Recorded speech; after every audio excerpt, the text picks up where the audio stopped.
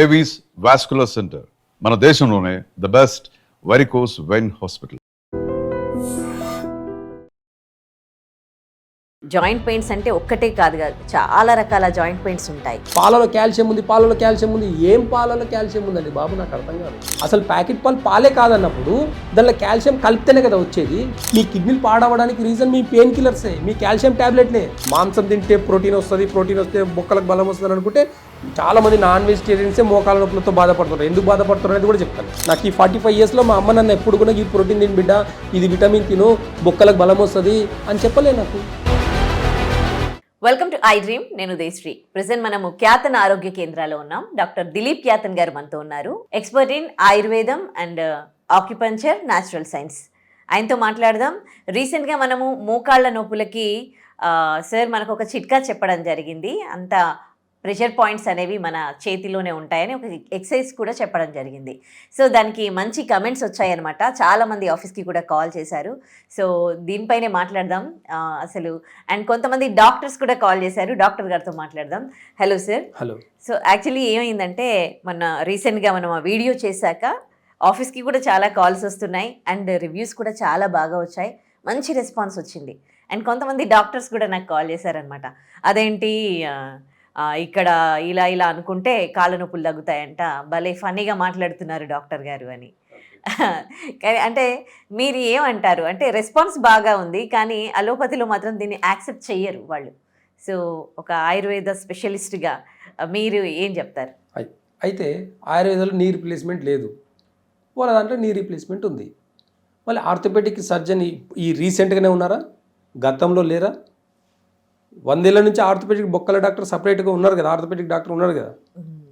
30 ఏళ్ళ కింద నీ సర్జరీస్ ఎందుకు చేయలేదు? 30 ఏళ్లలో నీ సర్జరీస్ ఎందుకు చేస్తున్నారు? అసలు 2026లో బతుకుతున్నాము. మనిషి మనుగడ అనేది నడకతోటే స్టార్ట్ అయింది. ఎలాంటి అరిగిపోతున్నాయి మరి? అరిగిపోవడానికి కారణం ఏంటి? అంటే అప్పుడు ఫుడ్ బాగుంది, ఇప్పుడు బాగాలేదు కదా. ఇప్పుడు బాగా తిను వద్దన్నారా? ఇప్పుడు హెల్దీ ఫుడ్, ప్రోటీన్, విటమిన్స్ అన్ని చెప్పుకొని తింటున్నావు కదా. మీ అమ్మ నీకు ఎప్పుడు ప్రోటీన్ తిను, విటమిన్ అని చెప్పి పెట్టలే కదా మీకు? నాకైతే పెట్టలే. మరి నాకు ఈ 45 yearsలో మా అమ్మ నన్ను ఎప్పుడు కూడా ఈ ప్రోటీన్ తిని బిడ్డ, ఇది విటమిన్ తిను, బొక్కలకు బలం వస్తుంది అని చెప్పలే నాకు. పాలు తాగి కాల్షియం పెంచుకోమంటున్నప్పుడు మరి కాల్షియం టాబ్లెట్లు ఎందుకు ఇవ్వాలి? పాలు ఎందుకు తాగమని చెప్పాలి? పాలలో ఉన్నప్పుడు పాలే తాగమని చెప్పండి. చెప్పి పాలలో కాల్షియం ఉంది, పాలలో కాల్షియం ఉంది. ఏం పాలలో కాల్షియం ఉందండి బాబు, నాకు అర్థం కాదు. అడిషనల్గా అసలు ప్యాకెట్ పాలు పాలే కాదన్నప్పుడు దానిలో కాల్షియం కలిపితేనే కదా వచ్చేది. కాల్షియం పౌడర్ని కలిపేసినప్పుడు ఇంక మళ్ళీ ట్యాబ్లెట్ ఎందుకు, మళ్ళీ పాలు ఎందుకు? రెండు డబుల్ డోస్. ఓవర్ కాల్షియం బాడీలో ఏమవుతుంది? బ్లడ్ క్లాట్ అవుతుంది, కిడ్నీలో ఫంక్షన్ అనేది అబ్నార్మల్ అవుతుంది. మీ కిడ్నీలు పాడవడానికి రీజన్ మీ పెయిన్ కిల్లర్సే, మీ కాల్షియం ట్యాబ్లెట్లే. కాల్షియం ట్యాబ్లెట్ వేసుకొని మోకాల నొప్పులు తగ్గించుకునే వాళ్ళు ఒక్కరిని చూపియండి. కాకపోతే 30 years దాటినాక వైటమిన్ డెఫిషియన్సీ అనేది వస్తుంది. బ్లడ్ టెస్ట్లు చేయిస్తే దాంట్లో అయితే ఉంటుంది కదా, అందరికీ వైటమిన్ డెఫిషియన్సీ అయితే కనిపిస్తుంది క్లియర్గా. ఐరన్ డెఫిషియన్సీ, ఇవన్నీ కూడా మరి ఎందుకు తగ్గుతున్నాయి? మీకు ఒక నమస్కారం. ఎందుకంటే అసలు ఎందుకు తగ్గుతున్నాయో క్వశ్చన్ వేసుకోకుండా మీరు తగ్గుతున్నాయి అంటారు. నాకు అర్థం కాదు. అసలు ఎందుకు తగ్గుతుంది చెప్పు? తినే ఫుడ్లో అందట్లేదు అని అంటారు. మీరు తినే ఫుడ్లో ఒక నిమిషం ఆగండి. ఇప్పుడు నాకు ఒక విషయం చెప్పండి. నిన్న ఆఫ్టర్నూన్ మీరు లంచ్ ఏం చేశారు చెప్పండి. 4 కూరల పేర్లు చెప్పండి. ఏం తిన్నారో చెప్పండి. నేనేం తిన్నా చెప్తున్నా. ఒక రాజ్మా తిన్నా, హై ప్రోటీన్.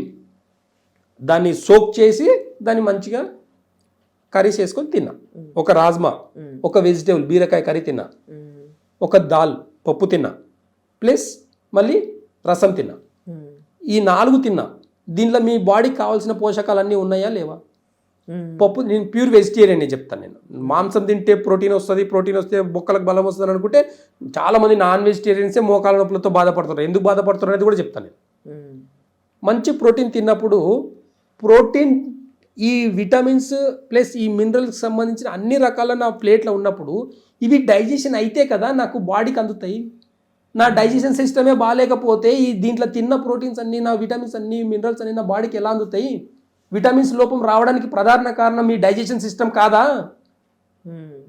ఎక్కడికి పోతున్నాం? అసలు ఏం అవగాహన ఉంది మనకు అర్థమైతే లేదు. అసలు మనకి అంటే టేస్ట్ కోసం ఇంపార్టెన్స్ ఇచ్చి తినడం వల్ల మనం ఇన్ని రోగాలు తెచ్చుకుంటున్నాం అన్న విషయంకి ఇంకెప్పుడు గుర్తిస్తాం మనము? ఫుడ్ అనేది టేస్ట్ కోసం కాదు కదా మనం తినేది, హెల్త్ కోసం కదా, ఈ బాడీ మంచిగా ఉండేదానికోసం కదా తినేది మనము. 50 ఏళ్ళ కింద ఎవరికి కూడా డైజెషన్ ఇష్యూస్ అంత లేవు, ఎందుకంటే అప్పుడు కెమికల్ ఫుడ్స్ లేవు. కాకపోతే ఎలాంటి కెమికల్ ఫుడ్ అయినా, ఎంత హెవీ డైట్ అయినా సరే, మీ డైజెషన్ సిస్టమ్ మంచిగా పెట్టుకోండి ఫస్ట్. ఏ క్రానిక్ డిసీజ్ అయినా సరే, ఏ మోకాలు నొప్పులైనా సరే, బాడీలో ఏ పెయిన్ అయినా సరే, మీ డైజెషన్ సిస్టమ్ బాగున్నప్పుడు ఎలాంటి పెయిన్స్ రావు బాడీలో. ఫస్ట్ విటమిన్స్ ప్రాబ్లమ్స్ రావడానికి డైజెషన్ సిస్టమ్ ఎప్పుడు కారణమవుతుంది. మీరు తిన్న ప్లేట్ల మీ పోషకాలు అన్నీ కూడా జీర్ణం అయిన తర్వాతనే మన బాడీకి ఏ టిష్యూకి ఏం కావాలి, మజిల్స్కి ఏం కావాలి, నర్వస్ సిస్టమ్కి ఏం కావాలి, బోన్కి ఏం కావాలి అనేది లివర్ చేస్తుంది ఆ పని. అంతే తప్ప మీ తిన్నది నేను హెల్దీ ఫుడ్ తింటున్నా అంటే డైజెషన్ కూడా కావాలి కదా. పన్నీర్ అసలు పదమే కాదు, పన్నీర్ ఫుడ్ ఐటమే కాదు, పన్నీర్ అని పెడుతున్నారు. ఇప్పుడు ఎంత విషమైన ఫుడ్ తింటే కూడా జీర్ణించుకునే కెపాసిటీ ఉన్నప్పుడు ఎలాంటి బాడీలో ఎలాంటి అరుగుదల కానీ, ఎలాంటి విటమిన్స్ ప్రాబ్లమ్స్ కానీ రావు. కాబట్టి గతంలో ఎవరికి కూడా విటమిన్స్ ప్రాబ్లం, విటమిన్ లోపం అన్న పదాలు వినలేదు మనము. అవును, 50 ఏళ్ళ కింద విటమిన్ ప్రాబ్లం ఉంది, విటమిన్ డి ప్రాబ్లం ఉంది, విటమిన్ B12 ప్రాబ్లం ఉందని ఎవరు చెప్పలే. ఇప్పుడు ఇంకొక 50 సంవత్సరాలు ఆగండి జనాలు కూడా. ఎలాంటి పేర్లు వినాల్సి వస్తుంది అనేది రెడీగా ఉండండి, ప్రిపేర్గా ఉండండి మెంటల్గా. డాక్టర్లు చెప్పే ఒక్కొక్క క్రానిక్ డిసీజ్ని ఒక్కొక్క అంటే జనాలకి పాపం అండి ఏమర్థమవుతుంది చెప్పండి, ఏమర్థమవుతుంది చెప్పండి. పాపం మోకాలు అరిగిపోయిందంటే అరిగిపోయిందని అంటారు. మరి నాకు అర్థం కాని విషయం ఏంటంటే బాడీలో ఇన్ని జాయింట్లు ఉండగా ఒక్క మోకాలు మాత్రమే అరిగిపోయిందని ఎందుకు చెప్తున్నారు అర్థమైతలేదు. మరి ఇంతమంది ఆర్థోపెడిక్ డాక్టర్లు, ఇంతమంది స్పెషలైజేషన్ డాక్టర్లు ఉన్నప్పుడు న్యాచురల్గా గ్రో చేసేదానికి రెమెడీస్ లేవా?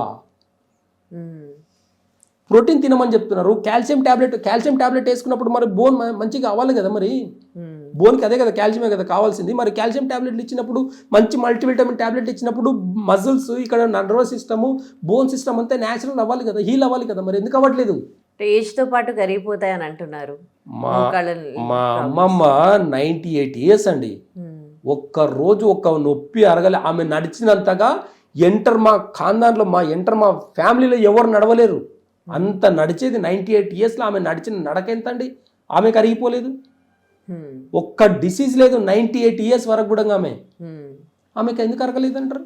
ఇప్పుడు 98 ఇయర్స్ బతుకుతున్నారు. సరే, మొన్న రీసెంట్గా 85 ఇయర్స్ ఉన్న ఒక ఏజ్ ఆయన వచ్చాడు. ఎలా వచ్చాడు తెలుసా? చెంగు నంగుంటే యాక్టివ్గా వచ్చిండు. 85 ఇయర్స్లో యాక్టివ్గా వచ్చిండు. ఆయన ఏంది తెలుసా లైఫ్ స్టైల్ ఏంది తెలుసా? వ్యవసాయం చేస్తాడు.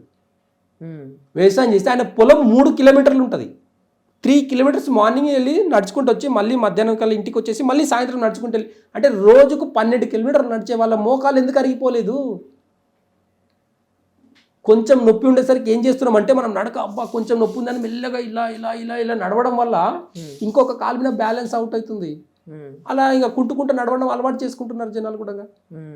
నొప్పి వచ్చిందంటే ఫస్ట్ మీ డైజెషన్ సిస్టంలో ప్రాబ్లం ఉంది అని కొంచెం టైంకి తినండి, చాలా సరిపోతుంది. టైంకి నిద్రపోతే డైజెషన్ సిస్టమ్ బాగుంటుందని ఎంతమంది తెలుసు? నిద్రపోతే లివర్ అనేది బాడీకి ఒక సడన్ సిచ్యువేషన్ తర్వాత రెస్ట్ కావాలి. రెస్ట్ ఇస్తేనే డైజెషన్ సిస్టమ్ ఇంప్రూవ్ అవుతుంది. నీ నైట్ 12 దాకా మెలుకుంటా, 1 గంట దాకా మెలుకుంటానంటే మీ డైజెషన్ సిస్టమ్ ఇన్బ్యాలెన్స్ అవుతుంది. ఒక్క డైజెషన్కి కన్నా ఇప్పుడున్న ఏ మెడికల్ సిస్టమ్ అయినా సరే బాగా గుర్తుపెట్టుకోండి, ఒక్క డైజెషన్ సిస్టమ్కి మాత్రం మెడిసిన్స్ కన్నా కనుక్కోగలిగితే, న్యాచురల్గా మెడిసిన్స్ కన్నా ఏమైనా ఉంటే మాత్రం అన్ని రకాల క్రానిక్ డిసీజ్ని తగ్గించుకోవచ్చు అనేది అవగాహనకు రావాలి జనాలు. అంటే మీ దగ్గరికి ఇప్పుడు మోకాళ్ళ నొప్పులకు వస్తే మీరు డైజెషన్ సిస్టమ్కి ఇస్తారా? ఫస్ట్ రిపేర్ చేసేది డైజెషన్ సిస్టమే. అప్పుడే దాని తర్వాత మిగతా మెడిసిన్స్ కూడా. చాలా ఇంకో బాగా లాజిక్ చెప్తాను, గుర్తుపెట్టుకోండి. డైజెషన్ బాగాలేదు, చాలామంది తిన్న ఫుడ్ తిన్నట్టు మోషన్కి పోతాను అని చెప్పేసి అంటారు. ఓకేనా? ఈ చిన్న లాజిక్ ఎట్లా మిస్ అవుతారో నాకు అర్థం కాదు. తిన్నట్ట మోషన్ పోయినప్పుడు మరి మెడిసిన్స్ వేసుకుంటున్నారు, హెల్త్ బాగాలేదని మెడిసిన్స్ వేసుకుంటున్నారు. మరి ఆ ట్యాబ్లెట్లు పోతున్నాయా లేదని అబ్జర్వ్ చేస్తున్నారు ఎవరైనా? ట్యాబ్లెట్లు వేసుకున్నారు, ఆ ట్యాబ్లెట్లు కూడా జీర్ణం అయితేనే కదా బాడీకి స్ట్రెంత్ వస్తుంది. ఎక్కడో ఒక దగ్గర ప్రాబ్లం ఉన్నప్పుడు ఈ గోరు చివర ఏదైనా ఇన్ఫెక్షన్ అయ్యింది అనుకో, నేల్కి ఒక పెయిన్ కిల్లర్ వేసుకున్నప్పుడు అది డైజెషన్ అయితే కదా ఇక్కడ నొప్పి తగ్గుతుంది. ఈ చివరి దాకా ఈ టాబ్లెట్ ఒక ఎనర్జీ ఈ చివరి దాకా రావాలి అంటే డైజెషన్ సిస్టమ్ కరెక్ట్గా ఉండే డైజెస్ట్ కావాలి. అయితేనే ఆ పెయిన్ తగ్గుతుంది. అవును అందుకే చాలా మందికి మోకాల నొప్పులకు టాబ్లెట్లు వేసుకుంటే కూడా ఎందుకు తగ్గట్లేదు మరి? అవును మోకాల నొప్పులకు టాబ్లెట్లు వేసుకుంటున్నారు, కాల్షియం టాబ్లెట్ వేస్తారు, మల్టీవిటమిన్ టాబ్లెట్ ఇస్తారు, స్టెరాయిడ్ ఇస్తారు. ఇంకా నాకు ఇంకా వద్దులేండి, ఆపరేషన్ ఒకటే దారా. ఆపరేషన్ లేకుండా మరి 30 years బ్యాక్ వరకు ఎవరు చేయలేదు ఆపరేషన్, మరి ఎందుకు ఈ 30 years తర్వాతనే అందరికి కొత్త సిస్టమ్ ఎందుకు? జనాలకు ఫస్ట్ న్యాచురల్ ధైర్యం చెప్పండి, ఫస్ట్ భయపెట్టకండి. భయంతో కిడ్నీస్ ఇంకా రియాక్ట్ అయ్యి బోన్ మ్యారో ఇంకా తగ్గుతుంది. కాబట్టి భయపడి మూత్రం పోసుకుంటున్నాం కదా, అంటే బోన్ స్ట్రెంత్ అనేది భయంతో ఇంకా వీక్ అవుతుందని అర్థం అంతే. కాబట్టి మోకాలు నొప్పులు ఉన్న వాళ్ళు ఫస్ట్ భయాన్ని జయించండి, భయం తీసేయండి. ఆయుర్వేదలో ఖచ్చితంగా న్యాచురల్, ఒక ఇరిగిన బోన్ ఎట్లయితే న్యాచురల్గా అతుక్కుంటుందో అలాగే మీ మోకాలు కూడా బాగవుతుంది. ఎవరు ఎన్ని కామెంట్స్ చెప్పినా బాగా గుర్తుపెట్టుకోండి, నేను చెప్పిన ఈ 2 ఫింగర్స్కి మధ్యలో ఈ 2 లైనింగ్స్ మోక, ఇవి యాంకిల్ జాయింట్, ఇవి నీ జాయింట్, ఇది హిప్ జాయింట్ అని చెప్పిన. 2 కాళ్ళు 2 చేతులు అని చెప్పిన. తల భాగం బాడీ ముందు భాగం, బాడీ వెనక భాగం. నా గత వీడియోలో చూడండి మీరు. ఈ కరెక్ట్గా ఈ నీస్ అనుకున్నప్పుడు ఇలా పెట్టి ఇలా బెండ్ చేసినప్పుడు ఏమవుతుంది చూడండి, మీ మోకాలు కూడా ఎక్సర్సైజ్ చేసినట్టు అవుతుంది. ఇక్కడ మజిల్స్, మోకాల దగ్గర మజిల్స్, కండరాలు కానీ నరాలు, నర్వస్ సిస్టమ్ కానీ బాగుందంటే 70% పెయిన్ పోతుంది. బాగా మీ కామెంట్స్, నా పాత వీడియోస్ చూసేసి మళ్ళీ కామెంట్ పెట్టండి, ఇక్కడ నొక్కితే ఎందుకు తగ్గుతుంది. చాలా మంది డాక్టర్లు అంటున్నారంట ఎలా తగ్గుతుంది, ఇదేం మ్యాజిక్? మ్యాజిక్ కాదండి, ఇది మ్యాజిక్ కాదు. మేము మ్యాజిక్ చేసే డాక్టర్లం కాదు కదా. న్యాచురల్గా ఒక బాడీలో మన హీలింగ్ కెపాసిటీ ఉంటుంది. దాన్ని గుర్తించి కానీ ఇలా చేయగలిగితే చాలామంది, కొన్ని 100 మంది కామెంట్స్ పాజిటివ్గా పెట్టినప్పుడు ఏదో ఒక డాక్టర్ వచ్చేసి అలా అన్నారు, అలా ఇలా మ్యాజిక్ చేస్తారండి, అలా ఇలా అంటే తగ్గిపోతుందా అని ఎలా అంటారండి? నాకు అర్థం కాదు అసలు. అంటే కామెంట్ పెట్టేవాళ్ళు పిచ్చోళ్ళ ఏం అవగాహన అంటే అలా న్యాచురల్గా తగ్గించుకుంటే వీళ్ళకి ఏమైనా బిజినెస్లు ఉండలేదేమో, అంతేనా బాబు? మా దగ్గరికి వచ్చే వాళ్ళకు న్యాచురల్గా తగ్గించడానికే నేచర్తో కనెక్ట్ అయ్యి మేము చేసే వైద్యము మాకు గొప్పది. అంటే ఏ స్టేజ్లో ఉన్న వాళ్ళు మీ దగ్గరకు స్టేజ్కి సంబంధం లేదండి. స్టేజ్కి ఏం సంబంధం ఉంది? యాక్సిడెంట్ అయ్యి కాలు ఇరిగినప్పుడు ఏ బొక్క ఇరిగినా యాక్సిడెంట్ అయినప్పుడు న్యాచురల్గా అతుక్కుంటుంది బొక్క, అంతే. స్ట్రేట్గా పెడితే ఒకలా అతుక్కుంటుంది, వంకర టింకర్ పెడితే వంకర టింకర్ అతుక్కుంటుంది, అంతే తేడా. అంటే కొంతమందికి గుజ్జు కరుగుతుంది, కొంతమందికి ఏమో బోన్స్లో ఆయిల్ లేదు అంటారు. సో ఇప్పుడు జాయింట్ పెయిన్స్ అంటే ఒక్కటే కాదు, చాలా రకాల జాయింట్ పెయిన్స్ ఉంటాయి. ప్రతి జాయింట్ దగ్గర బాగా గుర్తుపెట్టుకు, ఇదొక జాయింట్, ఇదొక జాయింట్, ఇదొక జాయింట్, అవునా? ఈ ఫింగర్స్ లైనింగ్స్ ఉన్నాయన్నీ జాయింట్సే కదా. ఈవెన్ నాకు ఒక క్వశ్చన్ చెప్పండి, ఇప్పుడు ఈ జాయింట్కి ఏమన్నా బోన్ అటాచ్ ఉందా? సపరేట్ బోన్స్ ఇవన్నీ తెలుసా? ఈ బోన్ సపరేట్, ఈ బోన్ సపరేట్, ఒక గొలుసు లాగా ఉంటుంది. ఇది ఒక గొలుసు లాగా ఉంటుంది అంతే, ఒక గొలుసు లాగా ఉంటుంది, అంతకు మించి ఇంకేముండదు. ఈ గొలుసుకు మధ్యలో టెండాన్స్ ఉంటాయి, మొత్తం కూడా మజిల్స్, టెండన్స్ అని ఉంటాయి. లిగమెంట్ అనేది ప్రతి జాయింట్లో ఉంటుంది, మోకాల దగ్గర మాత్రమే ఉండదు. ప్రతి జాయింట్ దగ్గర కూడా లిగమెంట్స్ ఉంటాయి. ప్రతి జాయింట్, ఏ రిస్ట్ జాయింట్, ఏ జాయింట్ అని తీసుకొని లిగమెంట్స్ ఉంటాయి. అక్కడ కూడా ఫ్లూయిడ్ ఉంటుంది, అక్కడ కూడా నర్వస్ సిస్టమ్ ఉంటుంది, అక్కడ కూడా మజిల్ ఉంటుంది. మీరు ఇంకా ఎగ్జాంపుల్గా తీసుకోవాలనుకుంటే ఒక 6 months 1 year బాబుది ఎక్స్రే తీయండి, బాడీ మొత్తం ఎక్స్రే తీయండి. ఎక్స్రే తీసుకొని ఇట్లా చూడండి, ఈ బోన్ ఇంతే ఉంటుందండి. ఈ మధ్యలో మొత్తం అసలు బోన్ గ్యాప్ 4 inches గ్యాప్ ఉంటుంది. బాబు ఒకవేళ బాబు చెయ్యి ఇంత ఉందనుకుందాము, ఒక ఇంత చెయ్యి ఉందనుకుందాం, 1 year బాబుది, బోన్ చూస్తే ఇంతే ఉంటుంది. ఈ రిస్ట్ జాయింట్ బోన్ ఇంతే ఉంటుంది. ఈ మధ్యలో అసలు బోన్కి దీనికి సంబంధమే ఉండదు. వాడు కాలు చేతులు బాగానే ఆడుస్తుంటాడు వాడు. అంటే ఇంకా బోన్ గ్రోత్ అయ్యి ఇక్కడ దాకా రాదు. ఈ బోన్కి మధ్యలో గ్యాప్ చాలా ఉంటుంది. మనకు పెద్దలు కాబట్టి బోన్స్ బాగా డెవలప్ అయిన తర్వాత ఇక్కడ దాకా వస్తుంది. కానీ పిల్లలకు మాత్రం మేము చూస్తే మీరు ఈ బోన్ గ్యాప్ ఇంత ఉంటుంది. మీరు బాగా ఎక్స్రే చూడండి ఒకసారి, గూగుల్లో ఒకసారి 1 year బాబు బోన్ ఎక్స్రే అని చెప్పేసి కొట్టి చూడండి, మీకు ఒక ఎక్స్రే వస్తుంది. ఆ ఎక్స్రేలో బోన్స్ ఇంకా డెవలప్ అయ్యే ఉండవు. మరి కాలు చేతులు ఆడిస్తుంటాడు కదా, దేని బేస్ చేసుకుని ఆడిస్తుంటాడు? మనకు అక్కడ బోన్ టు బోన్ ఒక్కటే కాదు అరగడం, అక్కడ మజిల్స్, నర్వస్ సిస్టమ్ని కూడా కొంచెం ఆయుర్వేదాలు చాలా చిన్న రెమెడీస్ తోటి స్టిమ్యులేట్ చేసుకుంటే, చిన్న రెమెడీస్ వాడితే సరిపోతుంది. మేము అలాగే మోకాల్ని కూడా అలాగే హీల్ చేస్తాం మేము. ఇది ఈ ప్రెషర్ పాయింట్ అండి, ఇది మనం అద్భుతం. ఈ మానవ దేహాన్ని సైన్స్ ఏం సృష్టించలేదు కదండి, డాక్టర్లు ఏం సృష్టించలేదు కదా మానవుని. మానవ ఒక జీవనం విధానం గురించి వెనుక బ్యాక్గ్రౌండ్లో ఎలా వచ్చిందని చూస్తే మీకు ఆన్సర్లు లేవు సైన్స్కి. మానవ దేహం ఎలా వచ్చింది ఈ రూపం అని చెప్పేదానికి ఈ సైన్స్ దగ్గర ఆధారమే లేదు. అంటే ఎవిడెన్స్, ప్రాపర్ ఎవిడెన్స్ లేదు. పుట్టిండు అంతే మనిషి, కోతి నుంచి వచ్చిండు అంతే కాదు. అది బాడీలో ఉన్న ఇంటర్నల్ ఆర్గాన్స్ ఇవన్నీ ఎట్లా రియాక్ట్ అవుతాయి, బాడీలో ఉన్న ఎమోషన్స్, ఒక్కొక్క సెల్ ఎమోషన్ ఎలా ఉంటుంది, ఇంటర్నల్ ఆర్గాన్స్ ఎమోషన్స్ ఎలా ఉంటాయి, మేము నాడి పట్టి చెప్తున్నాం కదా. మేము ప్రతిదీ బ్లడ్ టెస్ట్ ఏం చేయట్లేదు కదా. మేము మోకాల దగ్గర నొప్పి ఉందంటే అక్కడ గుజ్జారుగా అరిగి ఉండని, మజిల్స్ అన్న వీక్ ఉండని, నర్వస్ సిస్టమ్ వీక్ ఉండని, బోన్ అని అరిగిపోనివ్వండి, మాకు ఏ ఎక్స్రే అవసరం లేదు కదా. ఇప్పుడు బ్రెయిన్కి సంబంధించి, గుండెకి సంబంధించి ఏమైనా ప్రాబ్లమ్స్ ఉంటాయి, మీరు నాడి పట్టుకొని చెప్పగలుగుతారా? ఖచ్చితంగా. ఎంఆర్ఐ స్కాన్ ఎప్పుడు వచ్చిందని? 40 ఏళ్ళకి 30 ఏళ్ళ కింద ఎంఆర్ఐ స్కాన్ లేదు, 50 ఏళ్ళ కింద అల్ట్రాసౌండ్ స్కాన్ లేదు, 100 ఏళ్ళ కింద ఎక్స్రే కూడా లేదు. ఏ ఇయర్లో బతుకుతున్నాం మరి మనం? టెక్నాలజీ చాలా గొప్పది, నేను తప్పు పట్టట్లేదు. మెడ పట్టుకుంటుంది, లాజిక్ చెప్తాను, మెడ పట్టుకుంటుంది, నిద్రలో రాత్రి మెడ పట్టుకుంటుంది.